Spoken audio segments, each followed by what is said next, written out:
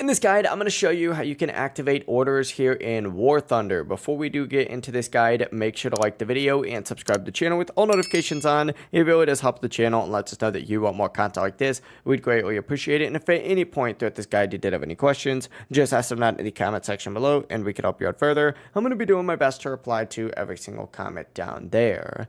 Now, you have to do this while in a match, so go ahead and make sure that you are in a match first. But essentially, while you're in a match, go ahead and hit tab, just like so. That'll go ahead and open up the scoreboard, and once you go ahead and hit tab, look down in the bottom right corner and you're going to see a orders section. If you do have any available orders, they're going to show up here. Just select one and then of course it will activate it. And once it's activated, it's going to apply for all of that match. But it really is as simple as that. That is how you could use orders here in War Thunder. One more time. You just hit tab, of course, to open up that scoreboard. In the bottom right corner, select orders, select that order and activate it. If you guys did have any questions, once again, ask them down below. Have a great rest of your day.